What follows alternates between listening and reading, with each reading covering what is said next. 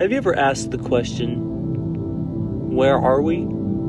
Well, besides Earth, obviously. Well, I'm not going to answer that. Instead, I'm going to look into the one thing Pokemon has yet to really touch on.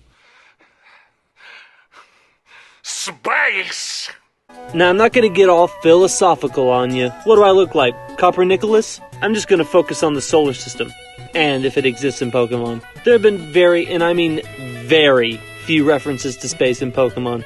Not even in Sun and Moon, despite being named after celestial bodies, which is what a star, planet, and moons are. Sun and Moon delves not into space, but parallel universes. The only space thing in Gen 7 is the Hokulani Observatory, which doesn't do anything important except housing a trial, and Minior, which apparently they're about to be extinct. The other references to space are in the form of alien Pokemon, or Pokemon from space. Ultra Beasts don't count here. They are alien to this dimension, not aliens from space. There are some Pokemon that have forms that look like a stereotypical UFO, such as Magnezone or Orbeetle's Gigantamax. Then there are Pokemon that are supposedly, they fell from the sky, such as Solrock, Lunatone, the Clefairy line, and the Staryu line. The most popular from space Pokemon is Deoxys, since he lives in meteors, and Rayquaza can go into space. It's kind of funny, the only time we've ever seen space was in Oras's Delta episode, which has to do with Rayquaza. And that's really all we have information-wise. All we have left, really, is to compare real-life space to Pokemon's. At this point, it's probably pretty jarring to hear the god of the lithosphere talk about something other than the land or a certain contemptible cetacean. My reason is that even though I love to continually make landmasses for y'all to marvel at, there's something about space that interests me. And before you lot came into existence, I had to watch over 3 planets, because, believe it or not, Earth wasn't the only planet to have water. But that's a story for another time. Let's cut the chatter and get to theorizing, shall we? Or comparing and thinking about it. Now, judging from what little information we have, we know for sure that the planet Pokemon takes place on is most likely Earth. It has 24-hour days, 365 days a year, give or take, and 4 seasons if Gen 5 is anything to go by. There's also the Sun and the Moon. The former almost looks identical to the real one. So if those celestial bodies exist, surely the other planets in the solar system are there. Now I'm going to get into the solar system workings, so bear with me, or skip here.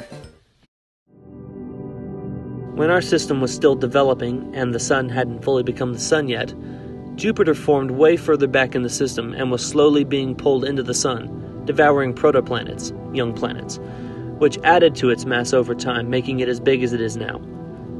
Not too long after, Saturn formed and started pulling Jupiter away from the Sun. This is way before it had rings. Even with Saturn's gravitational pull towards Jupiter, the Sun was still pulling the both of them in, albeit way slower. This is where the ice giants come in. The ice giants, Uranus and Neptune, were theoretically formed between the gas giants, but because of the two's constant gravitational battle, they were jettisoned from their spot in the solar system. But thanks to the Sun, they ended up where they are today. And with the combined efforts of the ice giants and Saturn, Jupiter stopped its journey towards the Sun. Still with me here? Wow. Now that Jupiter was locked in place, the inner planets could finally start developing. At first there were many protoplanets, but they kept knocking into each other, and when they did, they added to the mass of the one they knocked into, or they fell into the Sun. After a few million years, there were only 4 planet-sized objects left, including Mercury, which, because of its distance to the Sun, never stood a chance at being a habitable world. Venus, Earth, and Mars had no such problem, but that didn't mean that they were out of the woods yet. The asteroid belt wasn't fully formed yet, and it kept hurtling debris into the inner system, bombarding all the terrestrial planets for years. Along with asteroids, theoretically, comets also impacted Venus, Earth, and Mars, and thanks to their magnetic cores, were able to have atmospheres. While the primordial heat of the planets melted the ice from the comets immediately, the atmosphere kept the vapor inside. Because of this, after the bombardment ended, and the planets started cooling, it started to rain. For a long time. Once that was over, the water cycle started to go into effect. This isn't going to last much longer, I promise. Now, I'll bet you didn't know Earth wasn't in the habitable zone yet when all this had transpired. Venus was. You can probably guess how well that went. And Mars was too far away from the Sun. And so when the core of Mars cooled, the water froze and then probably evaporated, leaving both Mars and Venus nothing but a barren wasteland. Earth, once it had cooled, had settled into the habitable zone at this point, and because of its position, life began to flourish. Whew, that's a lot of info. Sorry for over-explaining. I just find creation interesting. Thankfully, my role on Earth is to create as much as possible, so I praise Arceus for giving me this role in life. Now, if all that applies to the actual Pokemon world, there's no need to go into space. Since it's literally just the solar system, where are we gonna go? However, I disagree. Where's the fun in that? I'm sure if Pokemon wanted to do a planetary adventure, they'd make it as creative as possible. Look at that Lego Star Wars game that came out recently. It has tons of planets to go to.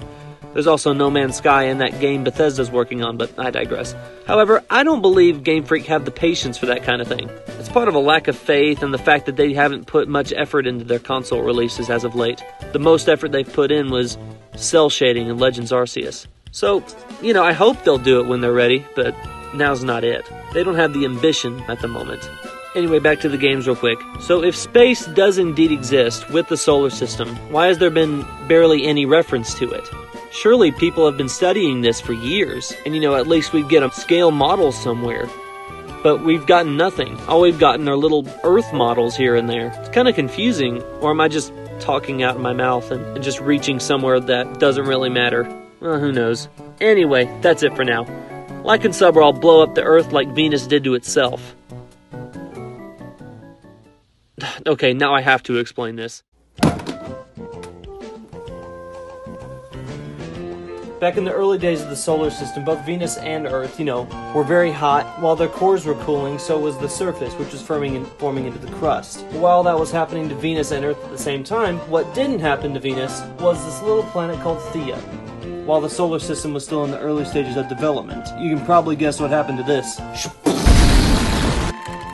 It collided with Earth, creating two giant masses. While the Earth soaked up the core from Theia, the rest of Theia became the Moon. And because Earth was cooling, the crust didn't settle the same way it was before.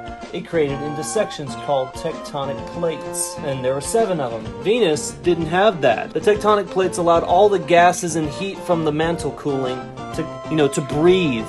Venus didn't have that. And so once it moved out of the habitable zone, it started to heat up. But because it was heating up, the mantle started to heat up as well. Because of the lack of tectonic plates, all the pressure built up until it just exploded, leaving no water, no hospitable temperatures, and the greenhouse effect went in because the atmosphere was now thick with noxious gases from the mantle. And that's pretty much the reason why Venus died and Earth lived, because of the Moon. So thank you, Moon. Goodbye.